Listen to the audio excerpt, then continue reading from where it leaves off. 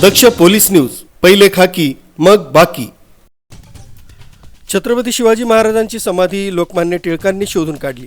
राष्ट्रीय स्वयंसेवक संघाचे सरसंघचालक मोहन भागवत यांनी हे वक्तव्य केल्यानं याचा निषेध करण्यासाठी गणेशवाडी इथं महात्मा ज्योतिबा फुले जयंती उत्सव समितीच्या वतीनं मोहन भागवत यांचा जाहीर निषेध करण्यात आला।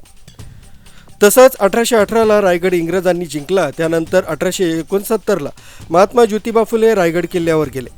तिथं त्यांनी छत्रपती शिवाजी महाराजांच्या समाधीचा शोध लावला।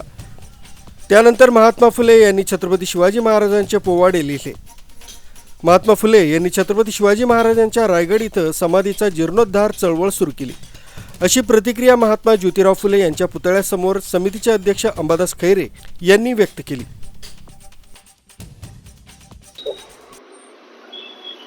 काल सरसंघचालक मोहन भागवत यांनी पुण्यामध्ये एका कार्यक्रमामध्ये वक्तव्य केलं होतं की छत्रपती शिवाजी महाराजांची समाधी ही टिळकांनी शोधली होती। पण आज आम्ही महात्मा फुले जयंती उत्सव समितीच्या वतीने या वक्तव्याचा जाहीर निषेध करत आम्ही भागवत साहेबांना हे सांगू इच्छितो की 1874 साली क्रांतीसूर्य महात्मा ज्योतिबा फुले यांनी रायगडवर जाऊन ही छत्रपती शिवाजी महाराजांची समाधी तिथे शोधून व सार्वजनिक शिवजन्मोत्सव हे चालू केलं होतं 1874 साली व तेव्हापासून ते चालू झालेलं आहे। हे इतिहासात त्याची नोंद आहे। याची त्यांनी हे करून आम्ही आज क्रांतीसूर्य महात्मा ज्योतिबा फुले जयंती उत्सव समितीच्या वतीने नाशिक शहरात त्यांचा जाहीर निषेध करतोय।